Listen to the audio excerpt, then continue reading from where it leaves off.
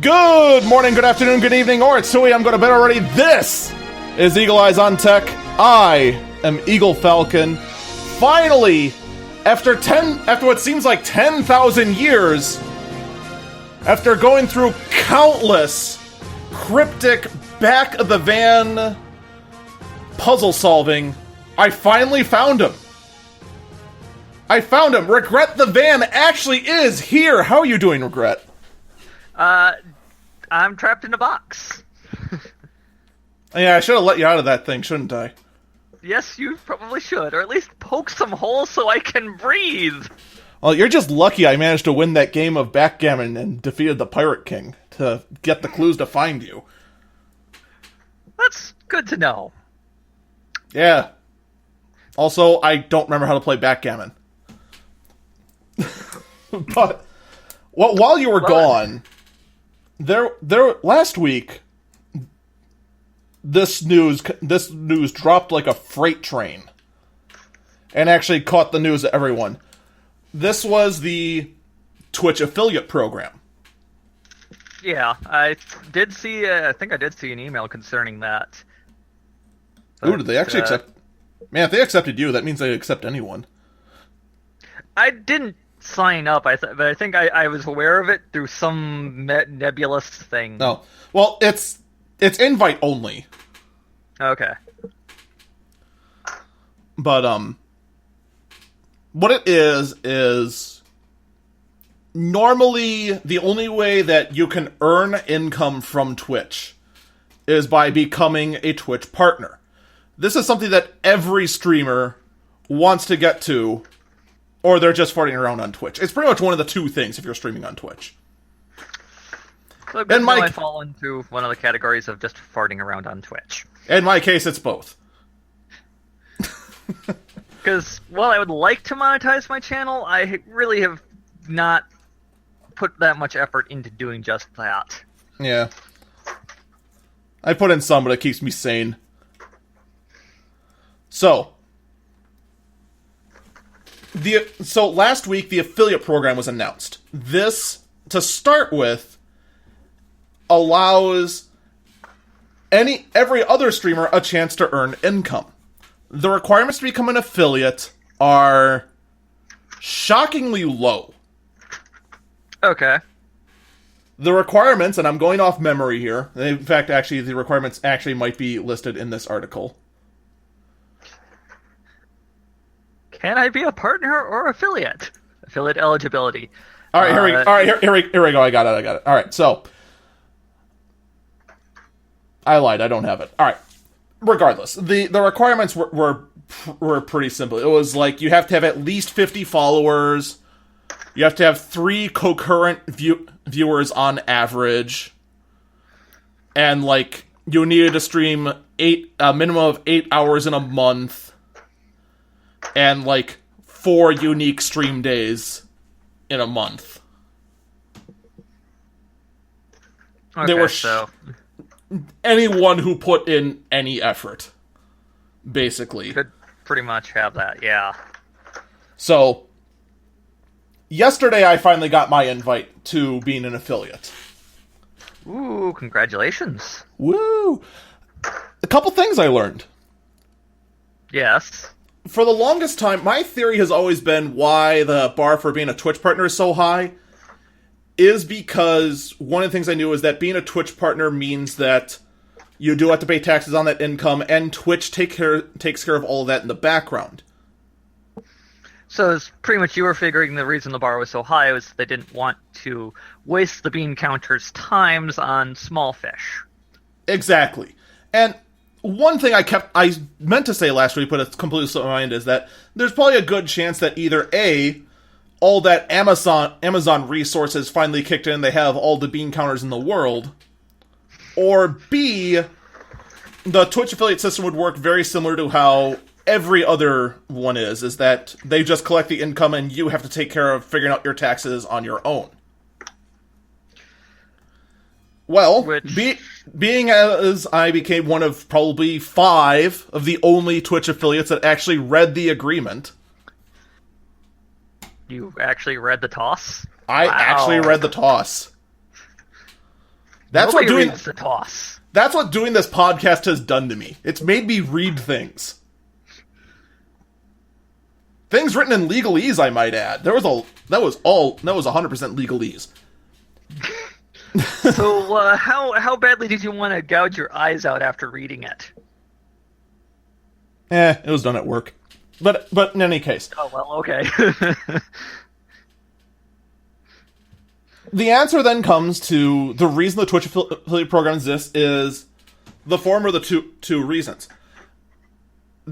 Twitch clearly now has Amazon's level of bean counters because Twitch affiliates still have their taxes done by Twitch. You in fact had to fill out 2 W-9s to become a Twitch affiliate. Oh, nice. Pretty much then what they're treating the Twitch affiliation as is you're an employee, or I should say an outside contractor of Twitch. Basically, yes. And no, Unjust Banana, there is no 5th article about the Firstborn. In fact, actually, the entire agreement's only 2 pages. That's actually a pretty light read for legalese, then. Yeah. I still guarantee you I'm one of only 5 people who read it. You read the toss. I know, I'm such a sucker. So, right now, the only thing being affiliate does is your channel can then have cheering with bits. But you can't make your own custom cheer mote. Quote unquote. Now, according to the top cheer thing on your channel? Yeah, the top cheer thing, which someone cheered 5 bits earlier. That's now on pretty much 95% of all streams now. Okay. Because the requirements are, like I said, so mind-blowingly low. Down the road, affiliates will get a sub button with 1 emote. Ooh. Which I still have no idea what I would do with 1 emote. I don't know what anyone's going to do with 1 emote. That is a good question. What would you do? Don't know. I don't know either. A cut of game sales eventually will come down the road to Twitch affiliates, as well as ad revenue. Now, one streamer that I've been, I don't know what the term would be. Associated with? Friends with? I don't know. The streamer Atomisk does have the theory that down the road there'll be various levels of affiliates and they'll unlock various subscriptions, game sales, ads, and whatnot. Part of me thinks he's right, but I'm not sure how right he is.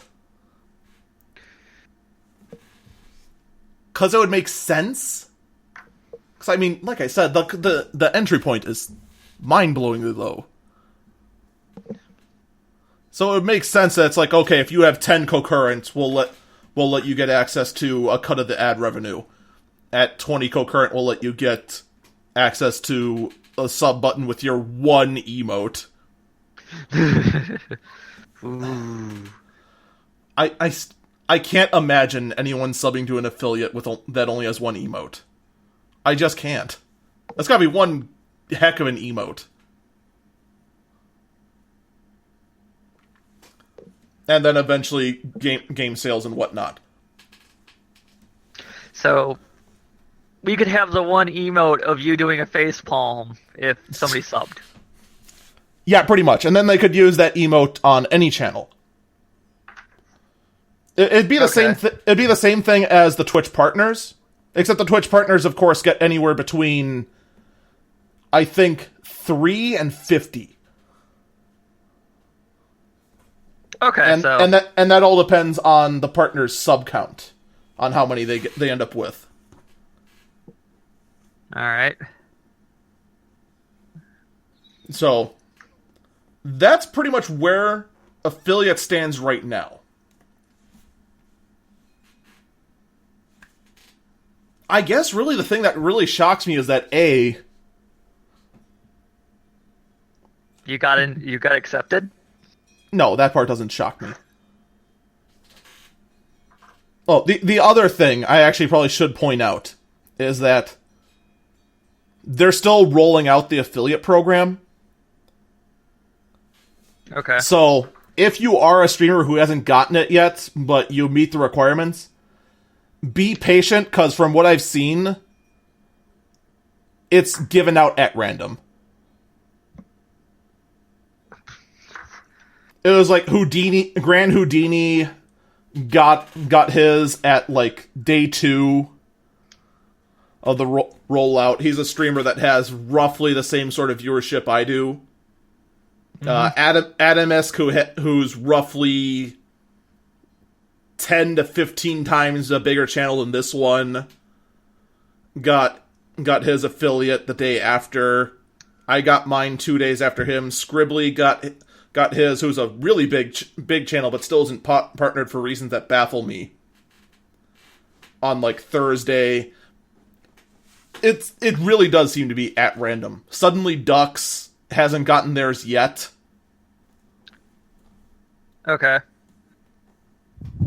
And they're about as big as Adamisk. So that's all at random. It seems pretty obvious. The other thing I wanted to comment is, I do think that the launch of the affiliate program also brings the death of Twitch partners which were comically unqualified to be Twitch partners. One thing I've noticed, and a lot of other streamers have also noticed, is that there's a lot of streamers that only had like concurrent of like 12 viewers was like the lowest I saw, but otherwise other ones were like 20 or 30 concurrent. We're getting Twitch partnered, where the old requirements used to be you had to have 500 concurrent.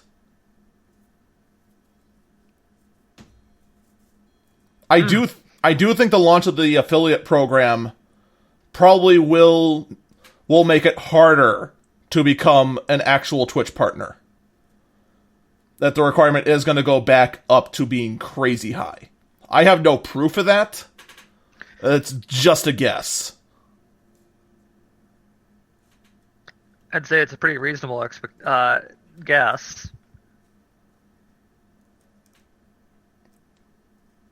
Though I do strongly recommend a Twitch.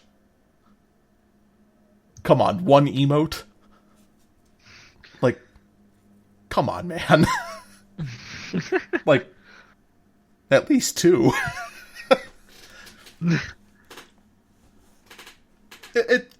It just blows me away that that's an option for only one emote. I already have a hard enough time trying to convince myself to go sub to any streamer for the emotes. For just one, I can't justify that economically.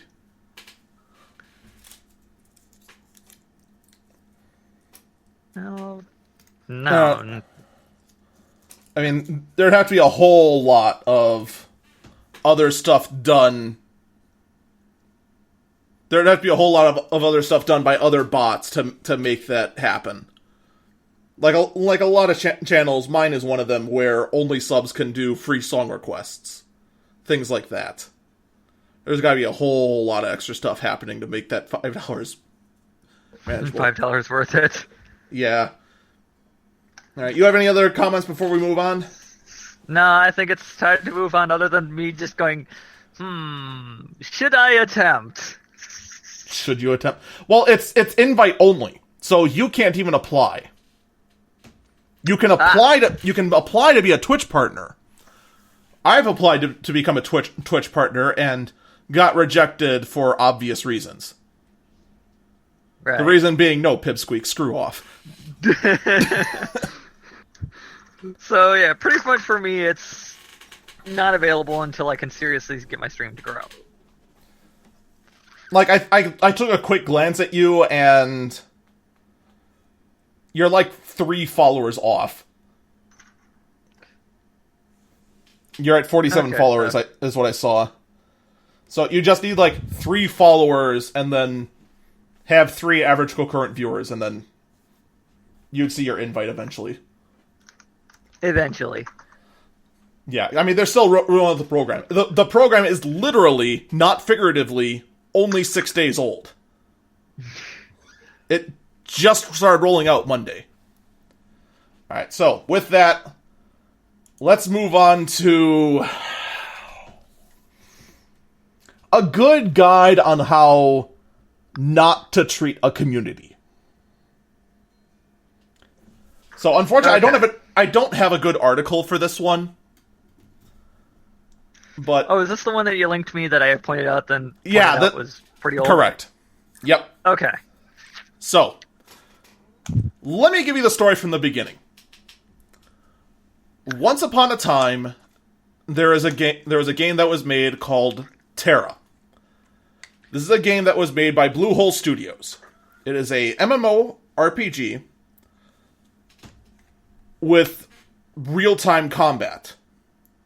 It's not target based. It's you have to walk up and hit the attack button, and you have to land your hits, and then you have to dodge attacks. It's all active action combat. There's just one problem with the game. It is badly coded. Very badly. So there stands a good chance that your attack may miss just simply due to a glitch in the software. Correct. In fact, desyncing with the server is very common, especially if you're outside of the area where the server is broadcasted. This then brings us to the North American publisher, NMass Entertainment.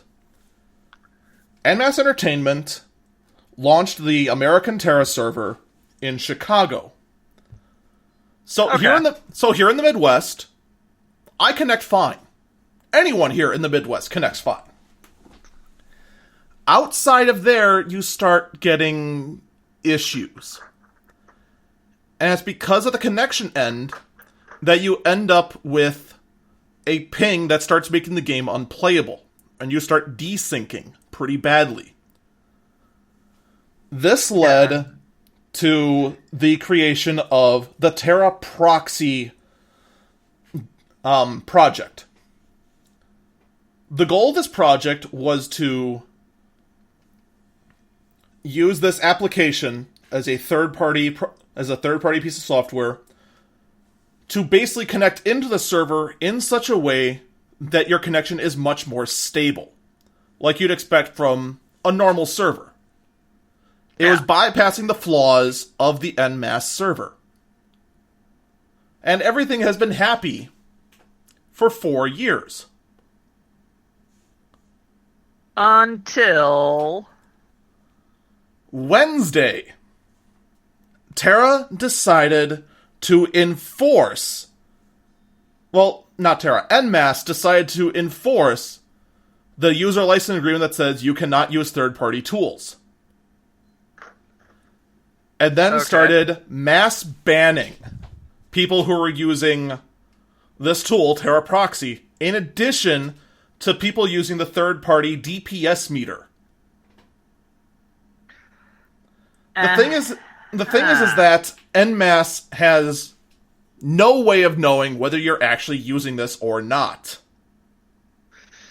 So they were just pretty much shotgun banning anybody they thought might be using this, even if they weren't. They haven't done it to that level yet. Anyone who had screenshots posted on the forums or streams on Twitch that showed them using a DPS meter, they started banning them. They also went and started banning every single person that was involved with the Terra Proxy project. And the thing is that this North American server, because there isn't a server in the Philippines area, everyone in Australia that wanted to use Terra connected to NMAS's server using Terra proxy. Okay. So now all of them are at risk Of being banned. Yes. That does not bode well for a game at all. I'm not done yet. The story continues. Oh boy. Naturally, the public started to protest. Anytime anyone complained on the forums, post immediately removed and then immediately banned. Oof. On Terra's Twitch screen, it was hilarious actually watching Terra's Twitch stream, which really was nothing more than just revealing the winners of a wallpaper contest. Jeez. Because half of the chat box said message deleted. Not because the chat was typing in message deleted, because their mods and their bots were timing out everyone that complained. Oh man. There are currently, and I checked before going on air 3 hours ago. No, 4 hours ago. To see if they were still there. There are still in-game signs posted up in the main town plazas to protest this.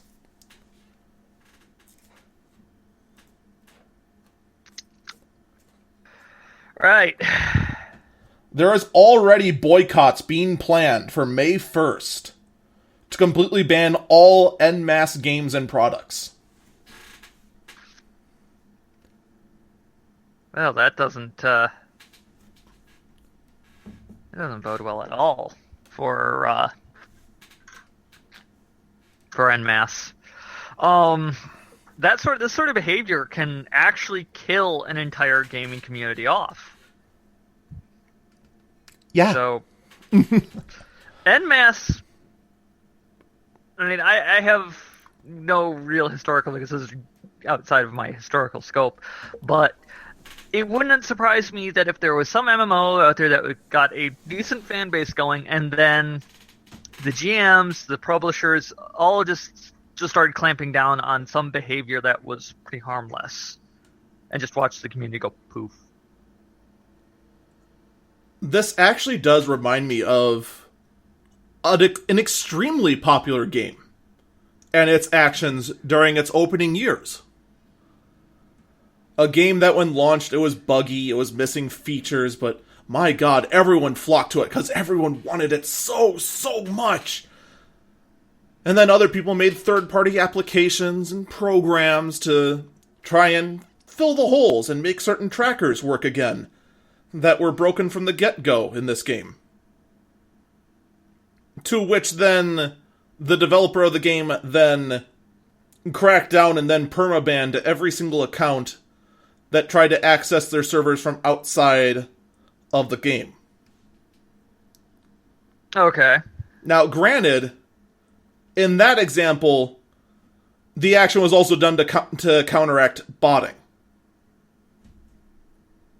But the popularity of the game almost died off. It went down by over 50%. Oof. That game is still popular. But just, it doesn't have the same popularity that it once had. No, not even close. You want to take a shot at which game I'm referring to? Very recent. Well, I doubt it was WoW. No, not WoW. Because Blizzard isn't that stupid. No.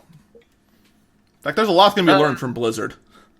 Yeah, a lot can be learned from Blizzard, but Blizzard, for all Blizzard's faults, they aren't stupid. No.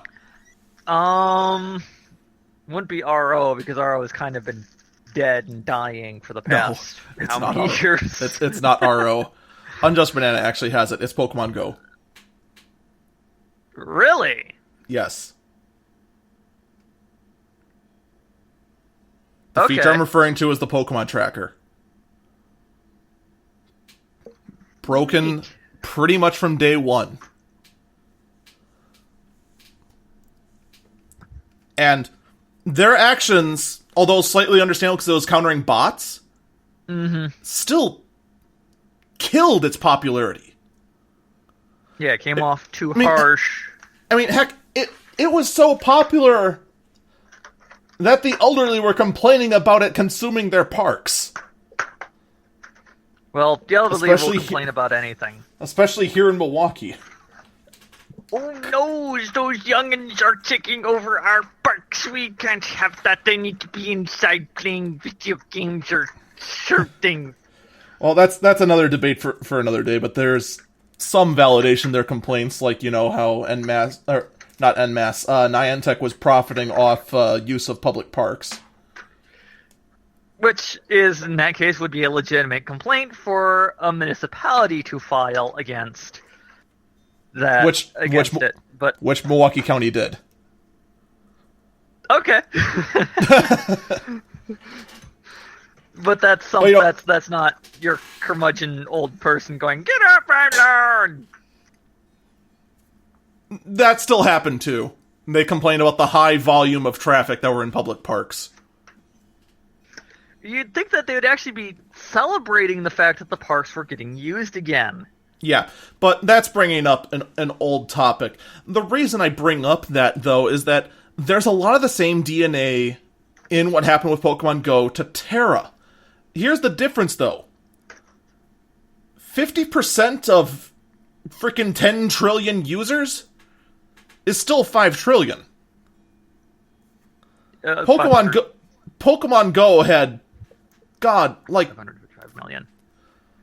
Some redonkulous number of users. And even though it's now a fraction of what it used to be, there's still enough that Niantic will still live on and still make a, God, unearthly amount of money off the game. That game is still going to be profitable despite a really, really bad move that really shot itself in the foot early on. NMAS really, although they publish for, like, I can't remember if it's 4 or 5 games now, Terra's the only one that makes money. Okay. And it's not like they're banning botters. They're not banning they're banning maybe 1 or 2 or 3 cheaters who might be using Terra Proxy for an unfair advantage. But this is the equivalent of trying to kill the spider on the wall with a rocket launcher. And then when the downstairs neighbors complain that you just shot out a wall with a rocket launcher, you flip them off. Yeah, that's a pretty good analogy for that. Unnecessary overkill? It is beyond unnecessary overkill. Like, this is how unnecessary it is. The one thing I didn't mention, I'm not sure what happened with the entire Terra Proxy team. I know what happened to the lead developer. The lead developer who goes by the in-game name of Meishu. He got IP banned. Okay. He got IP banned and MAC address banned. So he's never coming back. Never. Unless they reverse the ban. Unless NMAS realizes that, oh shit, we've just pretty much injected a toxin into our community by now going, thou shalt not use third party. Which, it seems like they refuse to even listen to anyone. Everything they're doing right now, they just keep going on, they keep doing what they're doing, and anytime they listen, they just say, silence that person, I need to be in my safe space. Yeah. They're just putting their fingers in their ear and going la la la la la la la la, and just blocking everything out. Well, it's hard to block out their own bean counters going, we've got a problem. Yeah, and who knows what the actions are going to be down the road. This is, in fact, an explosion of controversy that is now, 72 hours old? Okay, so the bean counters may not even be aware of what has just happened. No, and in fact, the boycotts they're being pushed for, or the organized boycotts anyway, aren't scheduled to actually go into effect until May 1st. They're trying to organize it so that shows the biggest spike down in the line graph.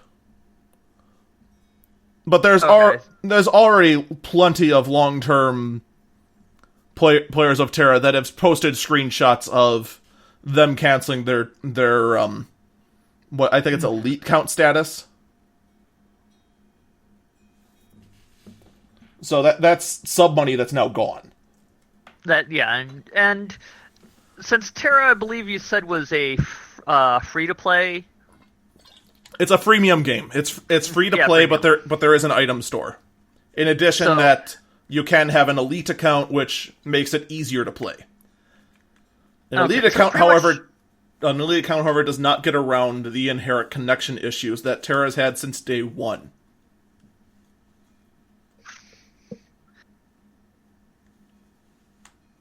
Then yeah, pretty much the only time that they're going to listen is as soon as they start noticing significant drops in store activity, server connection activity, and then eventually the bean counters are going to say, hey, we've got a problem.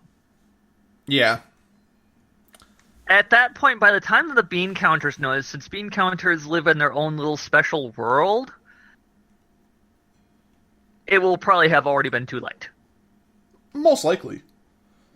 I mean, already, it might even be too late.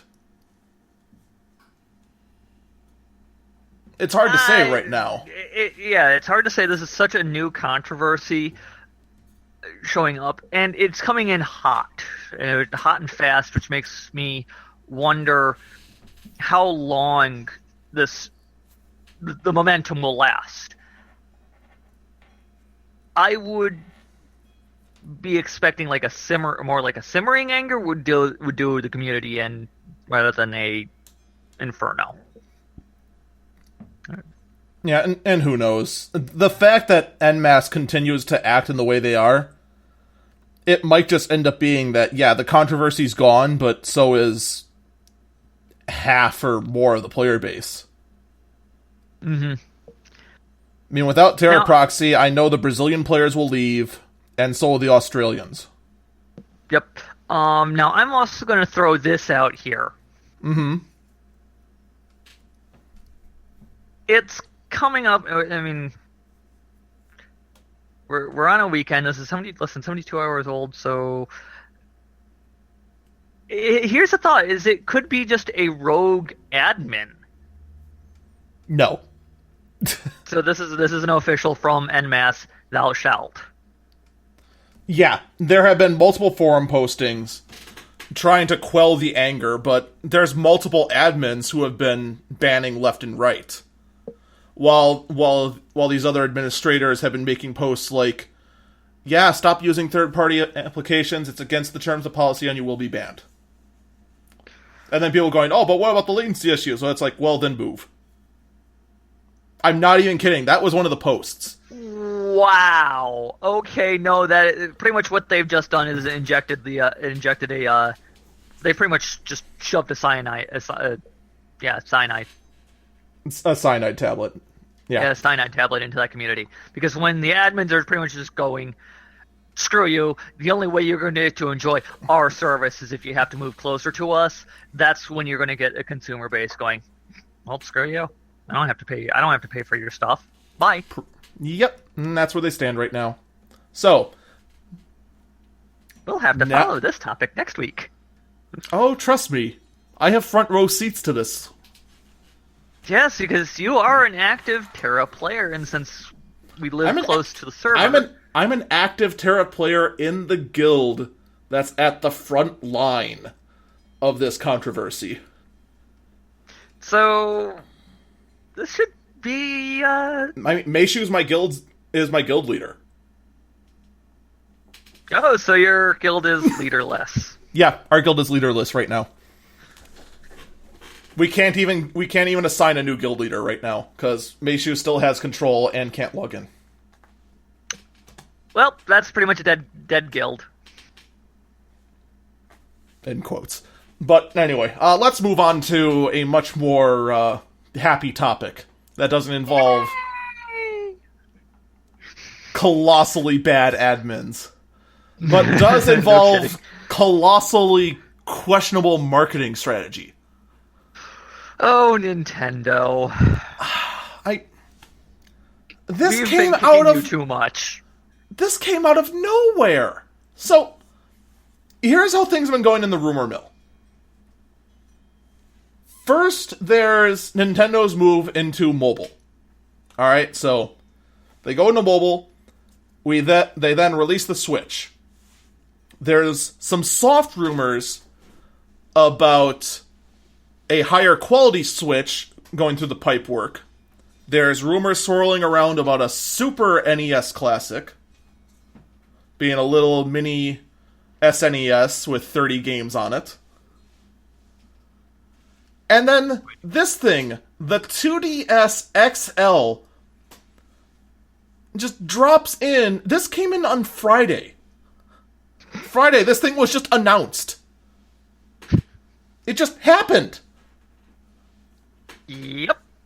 So, the original 2DS, if you remember, is a little handheld, roughly the size of, I don't know, a PS4 CD case. It had two screens on it. It was a one-piece unit.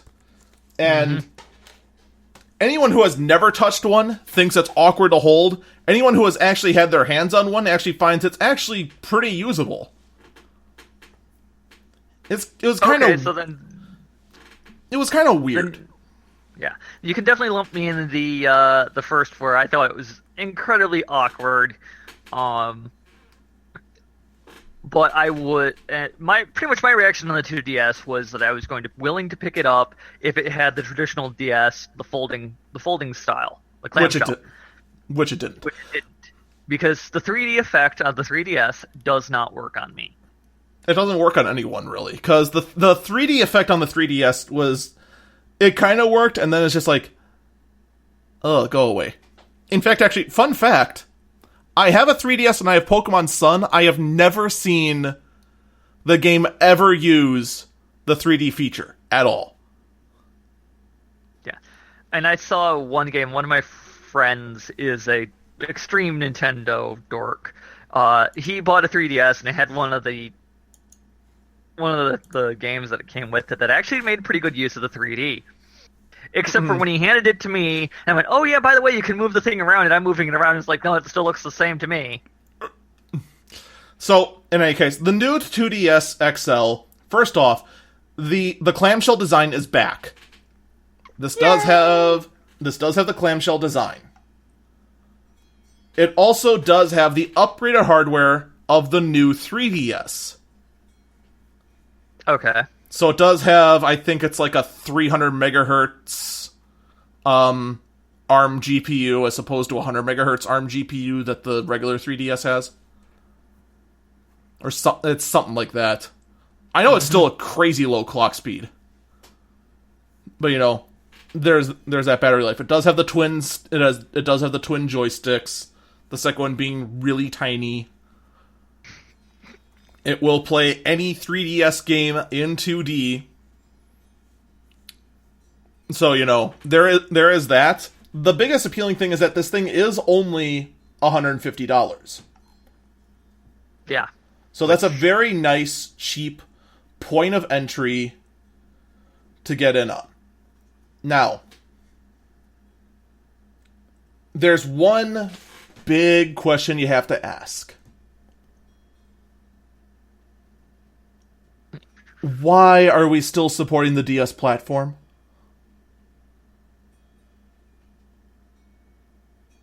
It's one of those. It's probably everybody goes, oh, DS. Well, that's mobile gaming. It's pretty much just a cash cow for Nintendo. They have probably very little intention of killing it. I say that with extreme reservations, as they have made some very questionable business choices recently. But they've made the Switch. Yes, that was something I wondered about the Switch, because I actually got to play with the Switch recently. Mm-hmm. And the Switch is a nice console. It's a lot smaller than you think it is. Yes, it is. I was actually very surprised when I looked at it and went, wow, this thing is about twice the size of the cell phone I had at the time. My Android tablet is bigger. Yep. Its screen size, I believe, it's 6.5 inches. So it's actually a little bigger than, if you want to scale for size, it's a little bigger than the iPhone 7 Plus. Yeah. And here's the thing. Unjust Banana does point out that Nintendo State of the Switch is not intended to replace the DS. I always thought that was the stupidest thing. And I always thought that was just like one representative saying, we don't plan on having it replace the DS. And it was just like, oh, Nintendo, trying to milk those DS sales for as long as you can. Okay, you go do that. They actually mean it. Yeah. And that had me scratching my head when I was playing it and then sitting down looking at a 3DS. It's like, what are you doing, Nintendo? Undercutting your own market. Because that's what the Switch was advertised. The Switch was advertised for everybody to think tablet, not gaming console. Portable, not stationary. Yeah, They may be inadvertently undercutting their own market and not realizing it. Which I would say any company with some intelligence would say, wait, no, we're not going to release a product that's going to undercut a successful market. We're going to go be traditional. Well, not necessarily. It's actually a strategy that's been done time and time again in the technology world. Where if you develop something, if anyone's going to undercut your stuff, it might as well be you. That is, in fact, a lot of the thought with Samsung making a whole bunch of phones that are similar to each other. They're trying to go, alright, we get this, 20% of the customers it brings in are going to be new ones, 80% are going to be ones taken away from a different phone, but it's our own different phone, so who cares? The Samsung doing the 20 different phones, that actually comes off to me as a different branch. That these phones are, each of these 20 different phones, each are distinct, are different enough from each other that you're going after, well, I want a consumer I want more RAM, or I want more storage, or a better processor. It's pretty much the same thing that happened with soft drinks when you go to like a yes and no. I mean, a lot of them are so close that they definitely undercut each other. iPod Shuffle's a good one. The Samsung Note series versus the Samsung Megaphone. Those sort of things. That's kind of the same thing here. The 2DS XL does. I mean, it's smaller than the Switch. It's going to have much better battery life than the Switch. I mean, the 2DS is going to have like 48 hours of battery life, about, compared to the Switch, which is going to have between 2 and 8 hours of battery life. So, I mean, I kind of see where they're going with this, but on the other hand, for the love of God, Nintendo, stop making more consoles and fix the Switch!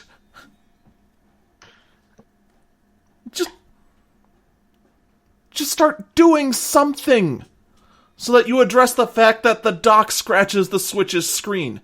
Do something so that the Switch stops warping in the dock. Do something in regards that you can't make enough of these. Yep. You've got the console that everyone wants. You got the console right now that everyone is willing to go trade their puppy in for it. But you instead just go, here's a new DS. Just stop! Put your effort in the Switch, then release the 2DS XL third remix Ultimate Edition. Or whatever. Or a Super NES Classic. Which may or may not use original ROMs.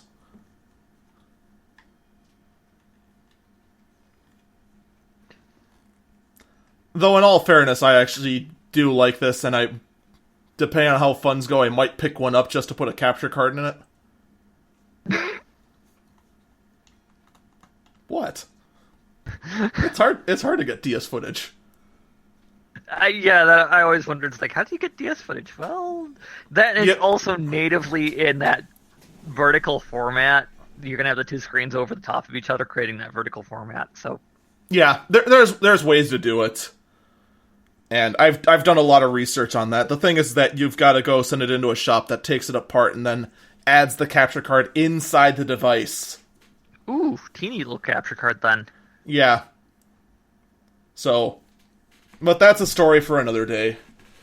Let's instead talk about how the iPhone once again wants to ignore modern technology. Oh boy, here we go.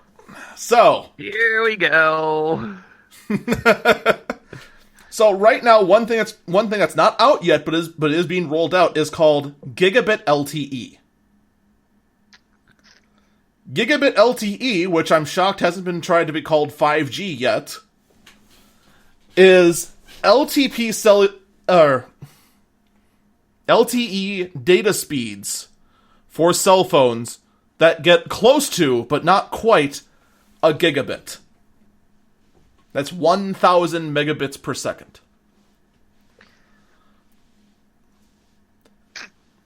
I mean, it's not out yet. In theory, T-Mobile's going to be the first to have it in 2018, and already phones are coming out with modems that are going to be compatible with it. The Samsung S8 and the S8 Plus, I think is the second model, both have gigabit LTE support. The iPhone 8 is said to not have it. Wah, wah, wah, wah. In fact, it gets even worse.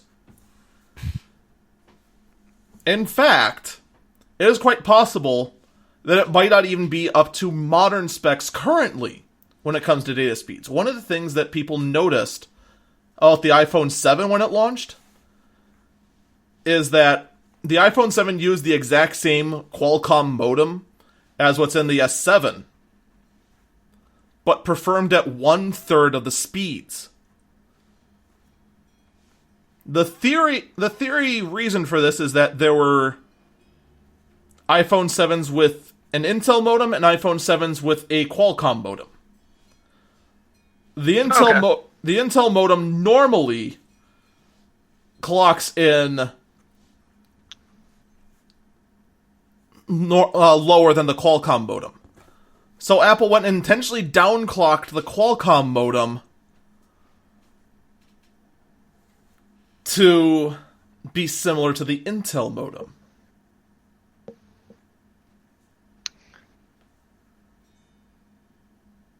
This also sounds sense for the time, yeah, given the machine.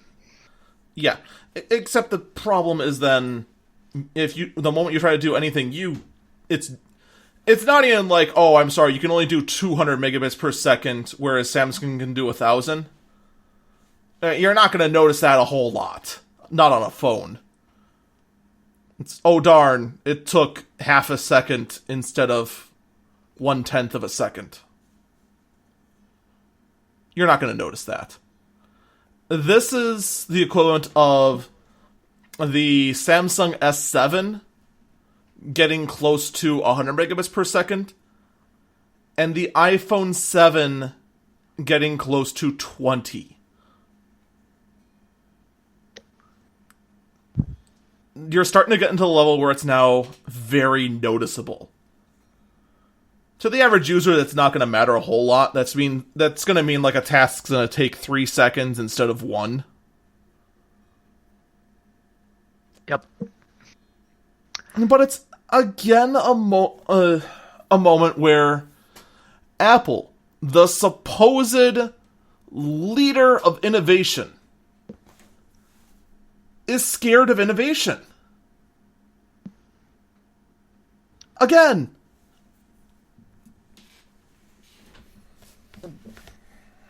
What I would speculate here is that Apple is...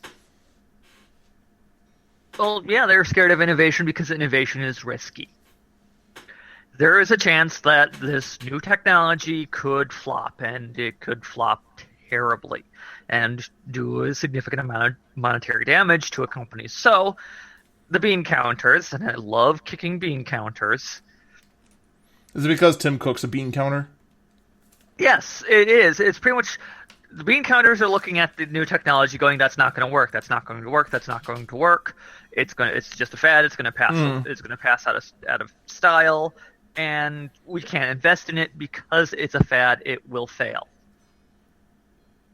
This means that Apple is going to produce very predictable, very uninspired products. Which isn't good when Samsung launches out the S8, and the S8 is already just like the phone to get right now. Mm-hmm. Now, granted, right now it's not going to make a whole lot of difference.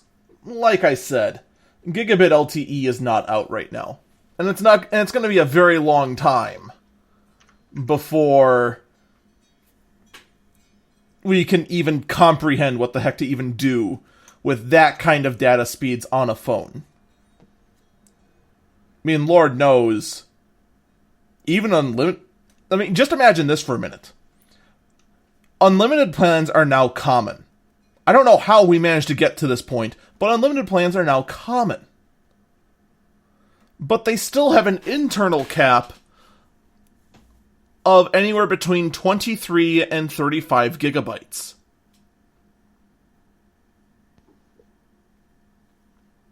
Okay. After that, you're then throttled down drastically. So, I mean, let's say I do something crazy with that phone. Let's say I hook it up to my laptop, and I want to go download Crysis. Yeah. Because Crysis is my favorite game to make fun of for stress testing anything. And you know what? It's good for that.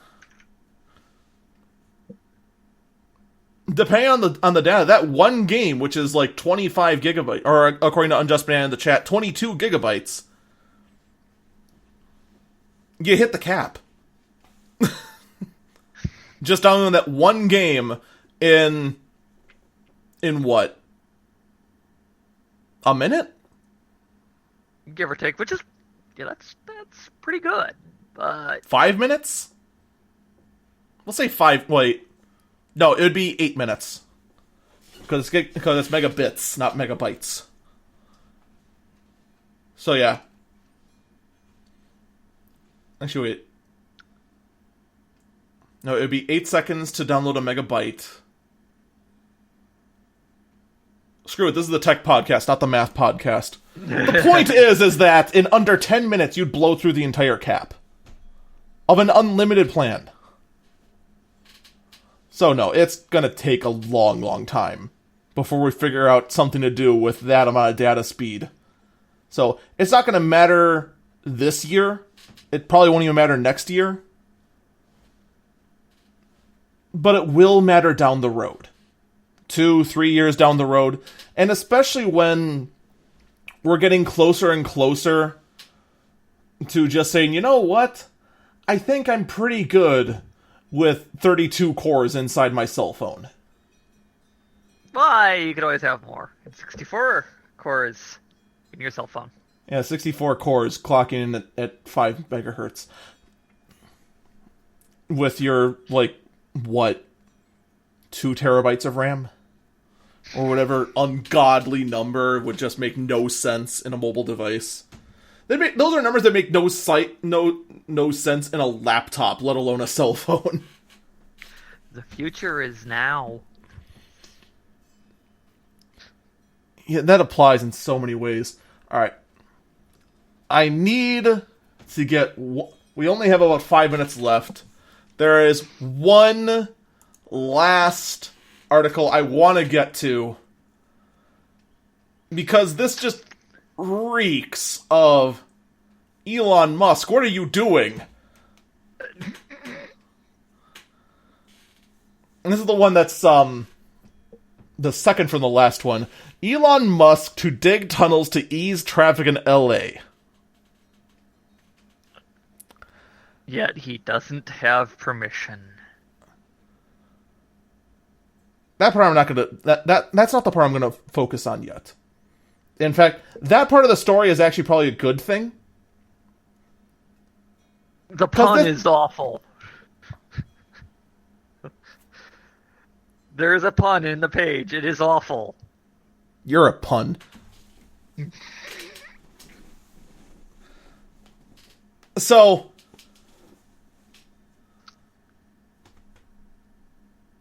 No, so Elon Musk is making a new company. Oh man, I already forgot what the name of the company was. The name of the company is actually such a terrible pun that it killed me. It killed me inside. It was such a bit. Oh, that's what it was. So he plans on making a company called the Boring Company. That what it does is bore a hole into the ground to start drilling tunnels that there'd be elevators for that connect to the streets to move traffic around underground to help ease LA congestion.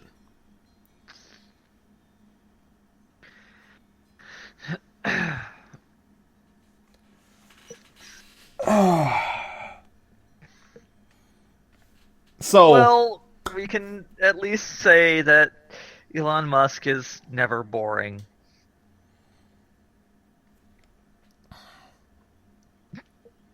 You really went there, didn't you?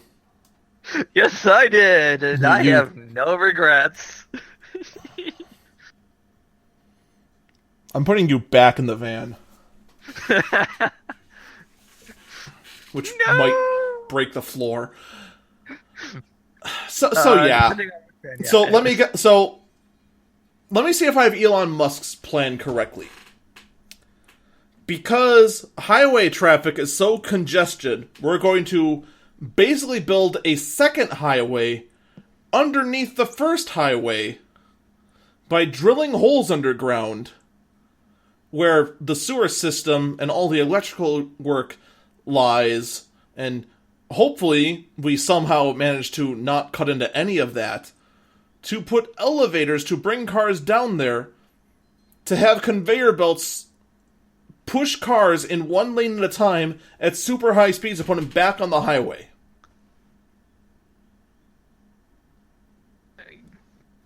Okay.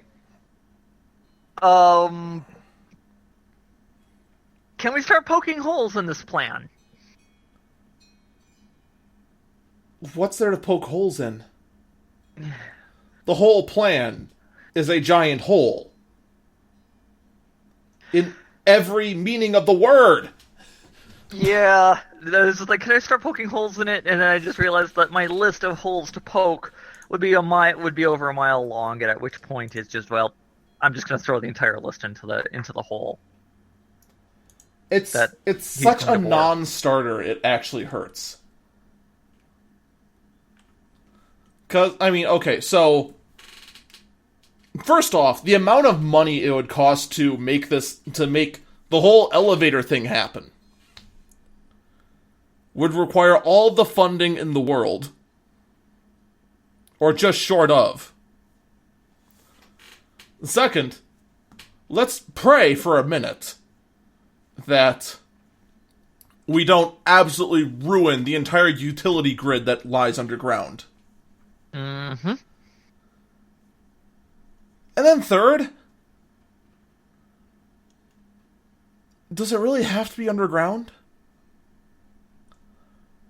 The only world I can think of that makes more sense to go underground than build on top of is Minecraft.